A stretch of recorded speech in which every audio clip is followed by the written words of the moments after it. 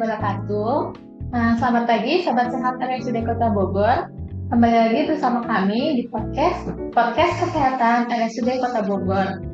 Untuk episode kali ini, kita bahas tema yang sangat menarik, yaitu yang sehari-hari terjadi nih, khususnya pada remaja, yaitu jerawat. Apakah jerawat ini hanya masalah besar pada kulit remaja atau tidak? Nah, hari ini kita kedatangan tamu spesial narasumber kita, Dr. Syahriani, spesialis dermatovenerologi RSUD Kota Bogor. Halo dok, ya pagi, sehat dok? Alhamdulillah, dokter sehat. Alhamdulillah. Nah, kali ini kita akan berbincang seputar jerawat. Apa itu jerawat, penyebabnya, mitos, pencegahan, sampai skincare dan treatment nih untuk remaja-remaja dengan kulit yang berjerawat. Baik dokter, apakah boleh langsung dimulai saja? Oke, baik. Jadi saya akan sedikit share ya secara singkat apa sih akne atau jerawat itu yang menjadi topik dari dulu sampai sekarang itu tidak akan pernah habis untuk dibahas ya.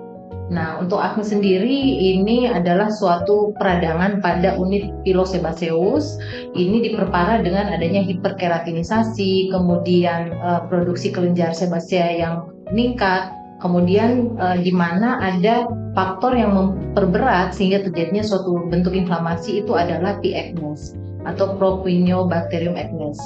Nah, P. acnes ini nantinya akan menimbulkan suatu reaksi-reaksi inflamasi atau melepaskan mediator-mediator inflamasi. Makanya pada akne atau jerawat itu kita dapatkan suatu bentuk benjolan atau kita sebut itu papul yang berwarna kemerahan. Tuh. Oke, berarti jerawat itu berarti peradangan ya dok pada kelenjar sebaceus di kulit kita yang diperparah dengan bakteri itu ya dok? Bakteri itu sendiri. Nah, sebenarnya apa sih dok faktor penyebab dari timbulnya jerawat pada kulit kita? Nah, kalau untuk akne ini atau jerawat ini emang multifaktorial ya. Jadi banyak penyebab-penyebab dan setiap orang itu berbeda-beda. Salah satunya adalah faktor genetik juga menentukan untuk terjadinya suatu jerawat. Kemudian itu faktor hormonal misalnya, jadi adanya peran dari hormon androgen yang meningkat di mana hormon estrogen menurun. Kemudian itu juga disebabkan oleh karena misalnya penggunaan kosmetik yang tidak cocok untuk kulit orang tersebut sehingga menimbulkan suatu reaksi alergi. Jadi biasanya akne itu bisa disertai dengan adanya reaksi berupa gatal. Nah, kemudian stres juga salah satunya. Kemudian yang paling banyak sekarang semakin berkembangnya itu dibahas mengenai diet dalam hal konsumsi beberapa makanan-makanan yang mempunyai glycemic indexnya itu lebih tinggi sehingga memicu terjadinya akne atau jerawat. Ngomong-ngomong tentang makanan nih dok, biasanya kan mitos di masyarakat, ini mitos atau fakta nih dok, kalau kayak makan coklat atau yang gorengan berlemak-lemak itu bikin jerawat nggak dok? Nah, iya itu salah satunya. Jadi kalau misalnya ada beberapa daftar makanan yang mempunyai glycemic index itu yang tinggi, misalnya yang lebih misalnya dari beras atau nasi berwarna putih, kemudian roti putih gitu, kemudian glukosa, minuman manis, kemudian kalau gorengan ya itu dari misalnya faktor minyak seperti itu. Kemudian misalnya paling sering adalah makanan-makanan yang mempunyai yang sekarang itu junk food kayak gitu, misalnya itu juga berisiko banget untuk munculnya akne. Jadi lebih ke diet misalnya seperti sayur atau buah-buahan, kemudian susu yang full fat atau yang sebenarnya juga susu misalnya milk, skim milk itu terakhir ini ada beberapa penelitian yang itu ternyata juga agak sedikit berisiko untuk munculnya akne. Jadi pembagian itu ada di mana kita bisa memilih beberapa produk-produk makanan yang di mana mencegah atau menurunkan angka munculnya akne. Tetapi balik lagi dari setiap orang itu berbeda-beda. Jadi tidak semua penyebabnya sama maupun pada terapinya juga setiap orang berbeda. Gitu dok, berarti kalau misalnya saya makan coklat, dokter makan coklat, belum tentu dok? Ya, jadi kalau coklat Jadi beberapa juga pencetus munculnya reaksi alergi, misalnya selain pada akne, itu juga bisa pada pasien-pasien dengan dermatitis atopi. Itu juga bisa muncul. Atau pada anak-anak yang memang berisiko terhadap coklat yang misalnya isinya lebih tinggi gula, misalnya seperti itu. Nah, itu bisa muncul suatu reaksi alergi selain jerawat. Ya dok, kan kalau tema sekarang kan lebih jerawat remaja nih dok. Sebenarnya apa sih hubungannya nih remaja sama jerawat? Apakah tadi masuk ke hormon-hormon yang tadi dok? Iya betul. Jadi yang berisiko itu mulai dari umur 15 sampai 24 tahun itu bisa muncul jerawat. Faktor yang paling tersering adalah karena adanya faktor hormonal, di mana pada saat umur segitu kan peningkatan hormon lagi lagi di dalam batas yang begitu bagus ya. Kemudian biasanya juga lebih ke konsumsi makanan-makanan yang pada saat ini sangat sedikit ya. Teenager yang saat ini tuh mau mengkonsumsi makanan sehat. Saya mendapatkan ada beberapa pasien saya sih dengan umur 15 tahun, 12 tahun itu saya rasa keren banget karena dia tuh udah mulai konsumsi banyak sayuran. Jadi sarapan pagi itu salad. Nah, kemudian wortel itu jadi cemilan. Hanya saja efeknya pada pasien saya tersebut ini kan munculnya kuning pada kulit ya karena sudah mungkin konsumsi wortel yang berlebihan. Makanya saya sarankan untuk mengkombinasi. Tetapi itu dari sekian remaja pada saat ini itu sangat kurang yang mau menyadari bahwa konsumsi makanan-makanan yang sehat yang bukan junk food, kemudian misalnya minuman-minuman yang lebih banyak gulanya itu mereka menghindari. Nah, ini yang menjadi faktor pencetus yang paling sering. Kemudian biasanya kalau misalnya akne itu juga misalnya sudah membaik dengan pengobatan. Memang untuk pengobatan itu tidak instan dan memerlukan terapi yang secara rutin, kemudian secara sabar, dan nanti satu persatu kita akan melihat atau mengeliminasi kira-kira pencetusnya apa. Jadi dari beberapa pasien saya juga mereka dengan sendirinya mencoba juga, oke dok nanti saya coba, oh ternyata saya alergi dengan susu yang jenis ini gitu. Saya meminum ini, aknenya muncul. Nah, kemudian faktor risiko juga misalnya akne ini jerawatnya tidak membaik.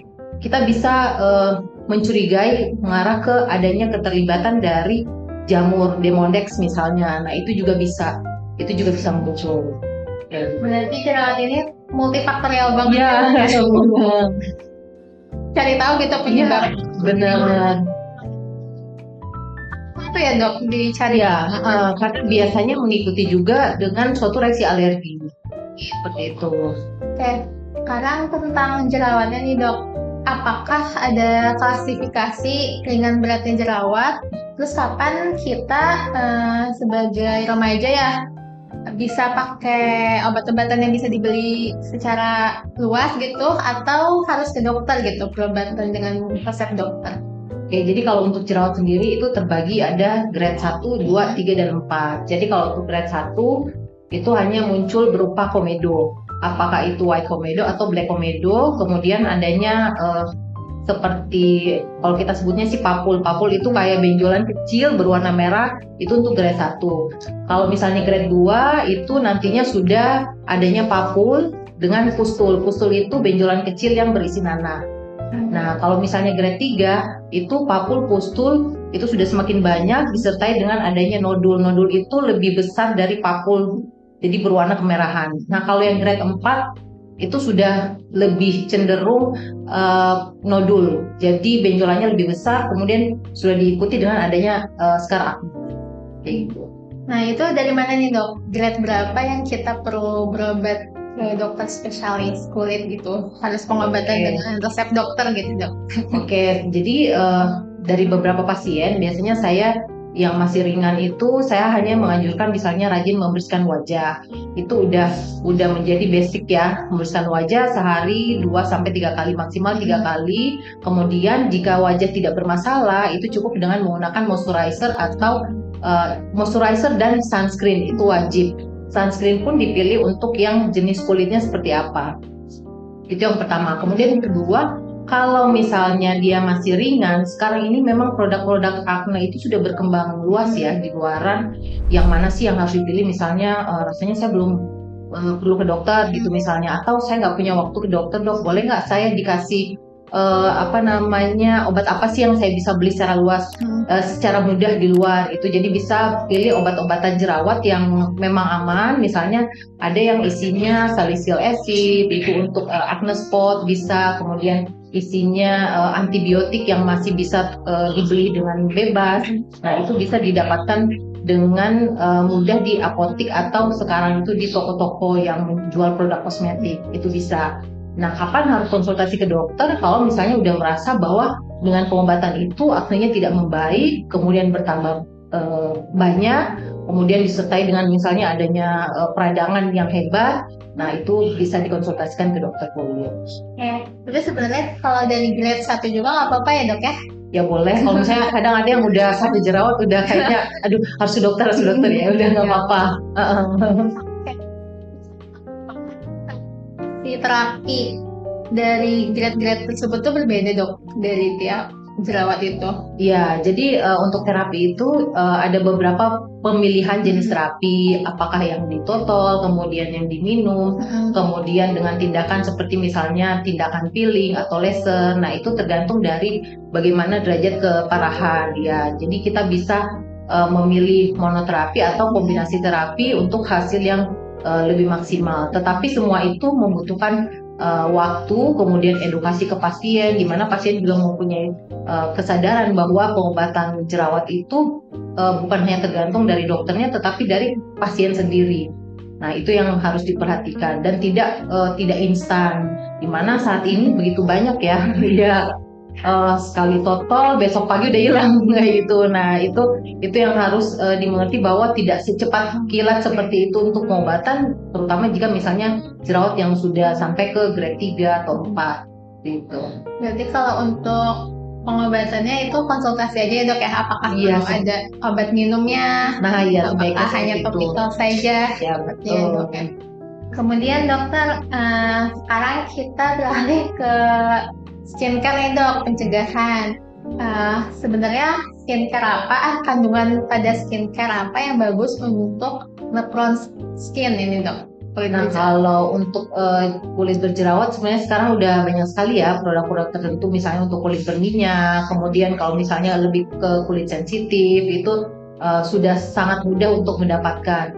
Nah kalau untuk kulit berjerawat sebaiknya misalnya untuk pemilihan sunscreen itu yang base yang gel, jadi itu lebih tidak membuat muncul jerawat lebih mudah, tidak membuat lebih berminyak misalnya seperti itu. Dimana pada jerawat yang masih belum grade 4 misalnya, yang masih di ringan sampai sedang itu masih diwajibkan untuk menggunakan jerawat. Tetapi kalau misalnya udah jerawat berat, kita sarankan untuk sementara sunscreen bisa di stop dulu, lebih fokus ke pengobatan jerawat. Kalau misalnya tetap harus beraktivitas, jadi itu bisa menggunakan alat pelindung untuk menghindari paparan sinar matahari. Itu. Jadi kalau dari facial wash nih dok, bebas ya dok ya? Ya, yang pH balance-nya, pH-nya ini seimbang, pH balance gentle cleanser kayak itu bisa menjadi pilihan, atau bahkan mungkin kalau memang perlu yang misalnya untuk yang oily seperti itu bisa ya seperti. Terus kalau buat pelembab nih dok, kan biasanya acne prone skin itu berminyak ya dok, itu tetap nggak ya dok? Boleh tetap menggunakan pelembab yang bahan dasarnya air seperti itu, jadi tidak yang lebih padat karena itu lebih bisa menyumbat pori-pori, kemudian akan bisa tampak lebih berminyak seperti itu. Tapi memang berminyak itu juga faktor pencetus timbulnya jerawat ya dok? Iya, itu juga. Jadi peningkatan dari kelenjar sebasea itu juga bisa jadi hiperkeratinisasi. Peningkatan kelenjar sebasea ini merupakan suatu faktor pencetus dari munculnya jerawat, di mana diperparah dengan adanya inflamasi dari P. acnes-nya. Oke. Dokter, lanjut lagi nih ke skincare. Kan banyak remaja yang suka coba-coba nih skincare. Nah, biasanya mereka mengeluhkan katanya sih ada purging. Jadi itu tuh sebenarnya di dunia medis ada nggak sih dok istilah purging? Terus apa bedanya sama kayak breakout, muncul jerawat lagi? Sebenarnya kalau ke purging itu munculnya kayak beruntusan ya, kalau sebenarnya bahasa awamnya ya. Jadi tidak semua orang sih dengan penggunaan tretinoin. Biasanya yang banyak keluhan perjing itu karena penggunaan tretinoin. Nah itu bisa muncul perjing. Kemudian kalau yang breakout itu lebih ke jerawatnya semakin parah, semakin keluar. Biasanya karena ada faktor-faktor pencetus yang menyebabkan munculnya jerawat semakin parah. Seperti itu. Tapi itu berarti benar nggak itu tanda nggak cocok sama produknya atau memang proses aja dok? Kalau tidak cocok terhadap suatu produk tertentu, dari beberapa pasien yang saya temui itu adalah suatu reaksi misalnya gatal, merah, kemudian iritasi. Nah ini yang selalu saya sampaikan ke pasien. Ada yang menyampaikan, dok saya pakai satu krim tertentu misalnya, kemudian saya sampaikan ke yang punya krim. Oh nggak apa-apa, itu suatu bentuk di mana krim itu mulai bekerja. Ya, mulai bekerja menimbulkan suatu reaksi alergi maksudnya. Ya, jadi kalau misalnya memakai satu produk tertentu, itu sudah muncul rasa gatal, kemudian perih, iritasi, kering. Nah, itu artinya suatu bentuk di mana produk tersebut menimbulkan suatu reaksi alergi. Jadi sebaiknya di stop aja. Dari beberapa pasien keluhannya seperti itu, dan itu adalah yang sebenarnya adalah seperti itu. Jadi bukan bahwa produk tersebut sudah mulai bekerja. Seharusnya kalau misalnya produk tersebut mulai bekerja, itu tidak menimbulkan suatu reaksi gatal, kemudian reaksi alergi seperti kemerahan. Memang ada misalnya retinol pill, itu dari beberapa orang yang menggunakan itu bisa muncul seperti itu, tetapi reaksi tersebut itu hanya bersifat sementara, di mana itu adalah suatu bentuk exfoliating dari retinol pill dengan emang dasarnya adalah mengangkat sel-sel kulit yang mati. Nah itu pun kita memberikan edukasi kepada pasien untuk tidak menggunakan produk tersebut. Misalnya kalau untuk tretinoin itu tidak digunakan pada siang hari atau pagi hari karena dia bersifat fotosensitif. Berarti kalau memang udah ada muncul reaksi alergi, iritasi dok, merah, gatal, itu lebih baik stop. Di stop ya. Kemudian kalau misalnya makin parah ya segera periksakan ke dokter. Ya.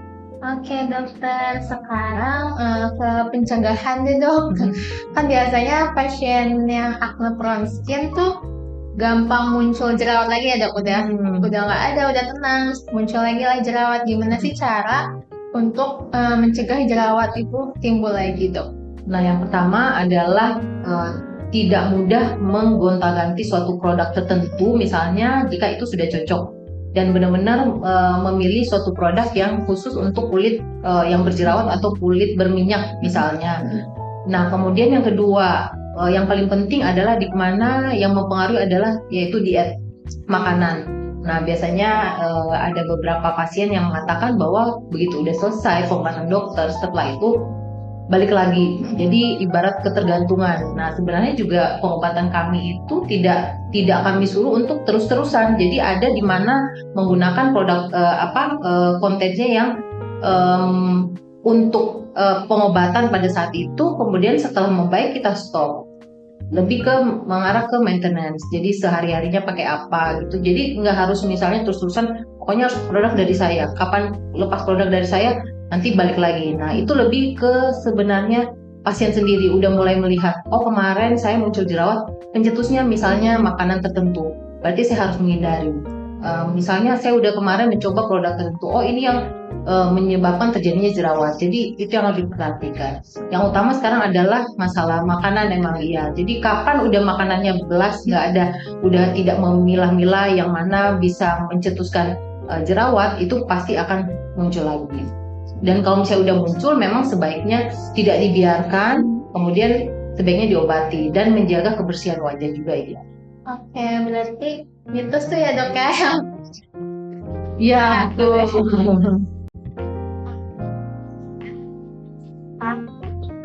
Saat itu, ya. Sisanya maintenance itu ya dok ya untuk perawatan.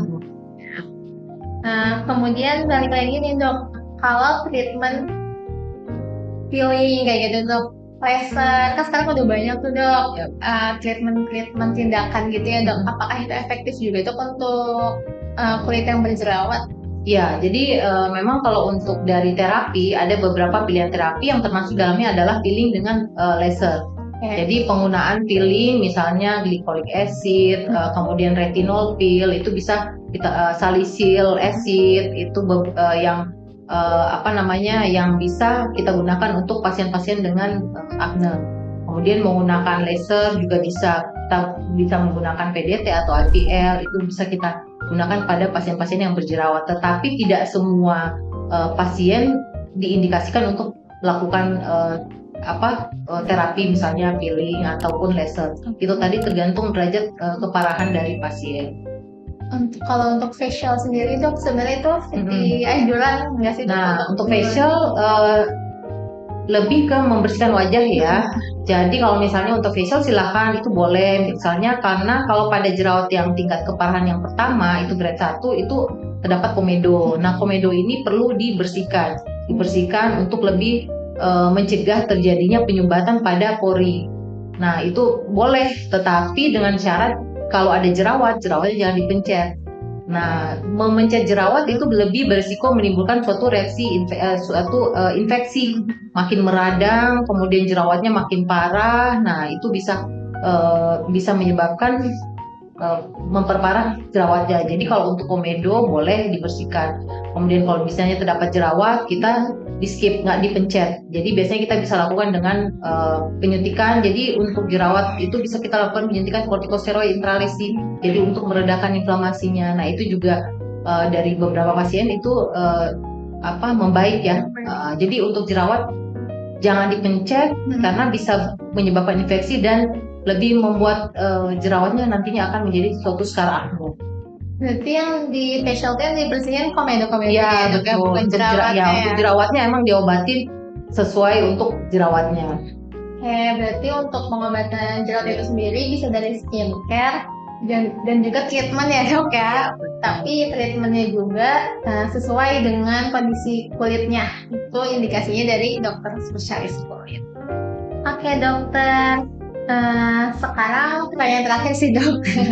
Kalau dari saya, apa pesan dokter untuk para remaja yang sedang pubertas nih dok, yang sedang misalnya banyak jerawat di mukanya, pesan dokter apa untuk mereka? Oke, untuk sekarang jadi yang pertama adalah rajin membersihkan wajah ya, menggunakan produk wajah yang sesuai dengan jenis kulit, kemudian tidak mudah untuk mencoba gonta-ganti produk. Yang utama adalah produk yang lagi viral misalnya, kemudian tidak mengecek apakah ini tersertifikasi BPOM atau tidak. Kemudian jangan menjadi ukuran ya. Jadi menjadi ukuran kulit yang sehat itu adalah harus putih. Harus glowing seperti itu. Nah, setiap orang itu berbeda-beda dengan warna kulit yang berbeda-beda. Kalau di kulit kami mempunyai tipe kulit Fitzpatrick. Jadi di mana ada tipe kulit yang melaninnya sedikit, ada tipe kulit yang melaninnya banyak.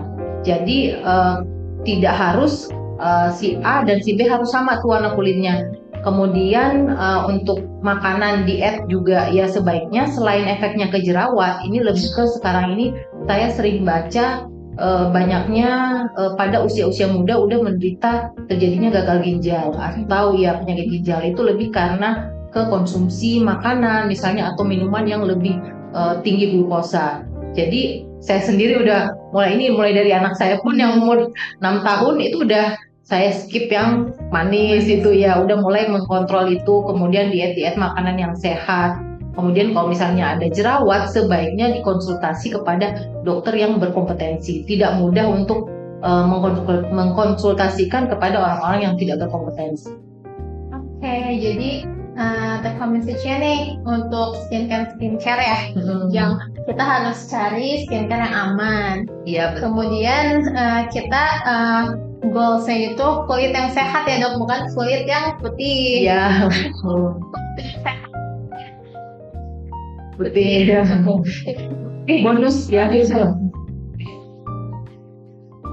Pertanyaan dari YouTube dan Instagram ya dok. Kita boleh dibacakan pertanyaan dari YouTube dulu dokter. Lagi dokter cantik Syahriani izin bertanya. Apakah jerawat lebih sering muncul ketika sedang stres atau menjelang menstruasi?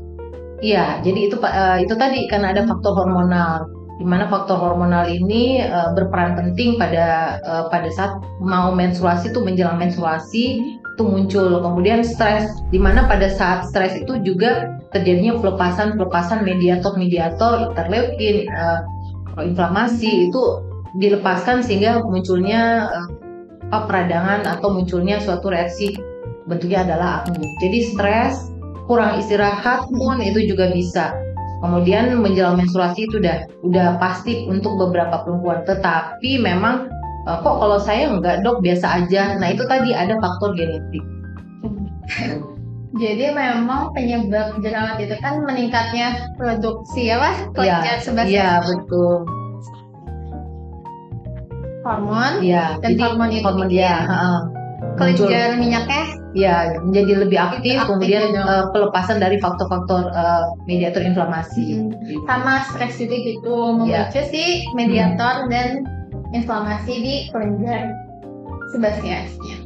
Oke, pertanyaan selanjutnya, dok, bagaimana cara menghilangkan jerawat untuk anak usia 15 tahun? Nah ini pas nih, 15 sampai 24 tahun yang mulai muncul jerawat.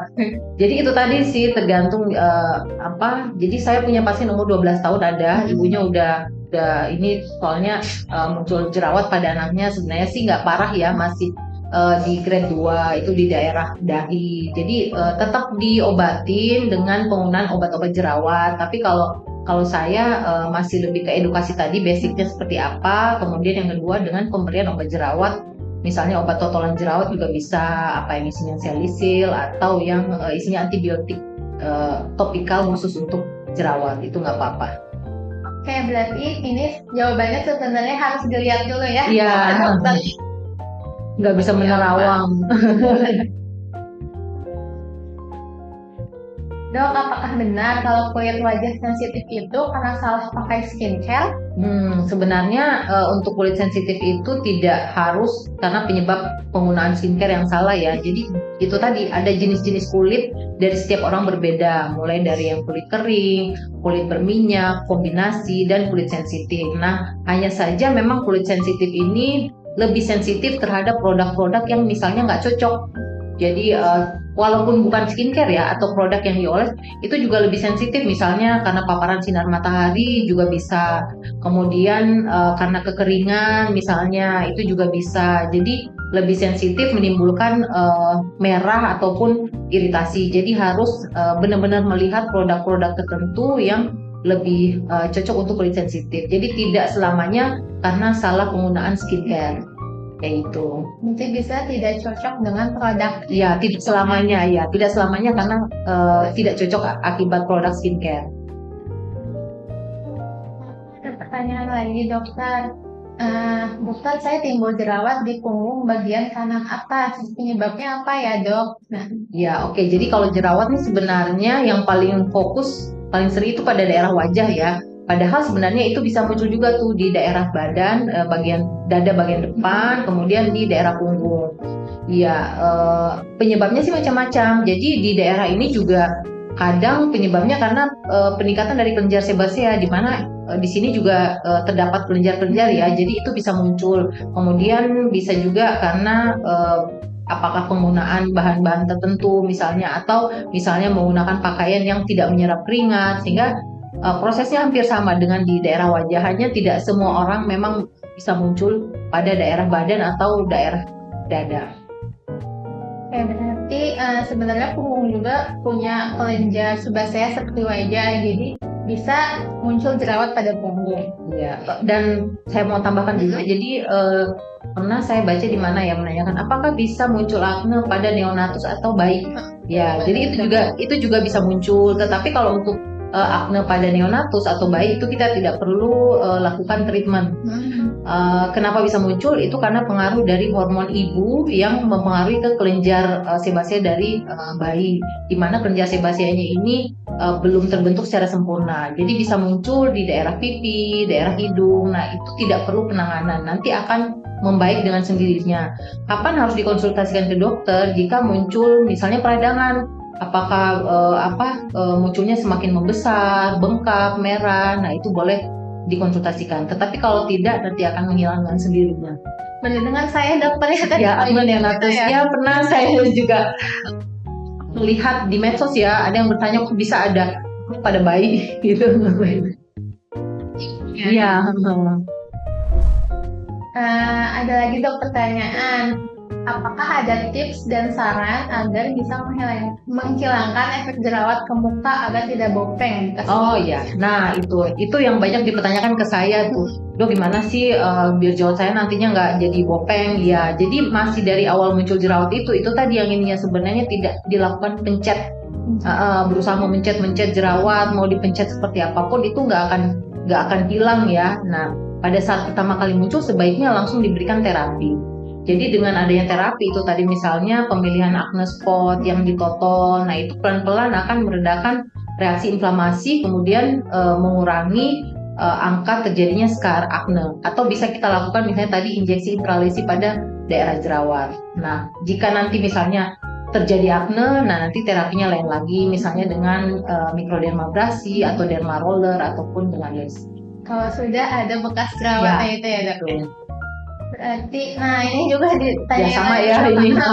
Jadi dampak bahaya. Ya bahaya karena jerawatnya nanti akan semakin meradang. Jadi dan itu pun memencet kita nggak tahu ya apakah itu bersih apa enggak, misalnya tangannya ataupun wajahnya. Jadi tidak dianjurkan untuk memencet-mencet jerawat. Jadi memang untuk mencegah timbulnya bekas jerawat itu kita harus lakukan treatment sedini mungkin ya mungkin. begitu ya muncul, dan mungkin rutin facial nggak apa-apa dengan dia membersihkan tadi komedo, mengangkat sel-sel kulit yang mati. Itu lebih agar penggunaan skincare atau produk-produk untuk menjaga kulit menjadi lebih baik itu lebih bekerja. Ini ada pertanyaan lagi dok, kalau jerawat yang keras seperti jerawat batu apakah boleh disuntik kortikosteroid? Nah ini jerawat batu, jerawat yang isinya batu ya. Oke, jerawat batu itu lebih tadi yang saya bilang yang ke grade 4, jadi acne conglobata. Nah itu tadi boleh kita lakukan, jadi isinya itu kortikosteroid di mana fungsinya sebagai antiinflamasi, jadi meredakan jerawat. Ya, saya pernah coba sendiri. Jadi nyuntik sendiri jerawat itu memang jauh lebih cepat untuk penyembuhannya. Nah, jadi memang kalau jerawat yang udah besar-besar, ya nodul atau kita sebutnya nodul ya. Iya. Boleh ya. Kita suntik. Ternyata sudah tidak ada dokter. Nah, jadi memang jerawat pada remaja ini sudah sering dikeluhkan ya dok. Yep. Karena memang efek dari hormonal itu sendiri dan faktor-faktor lainnya, banyak ada stres, kemudian dari makan makanan, dan itu sangat berpengaruh nih makanan terhadap jerawat. Dan untuk perawatannya, treatment sudah dijelaskan oleh dokter Syahriani. Nah, jika ada pasien nih dok ingin konsultasi lebih lanjut mengenai jerawat dengan dokter, dokter praktek di RSUD hari apa aja ya dok? Di RSUD praktek dari Senin sampai Kamis, jadwalnya jam 8 sampai jam 11. Hanya bedanya di hari Rabu. Nah, hari ini nih saya mulainya di jam 10. Oke, berarti dari hari Senin sampai Kamis dokter Syahriani ada di RSUD Kota Bogor. Baik, mungkin dokter sekian episode podcast hari ini. Saya Dr. Nadira, pamit undur diri. Jangan lupa untuk subscribe channel YouTube RSUD Kota Bogor dan Instagramnya juga. Salam sehat. Salam sehat.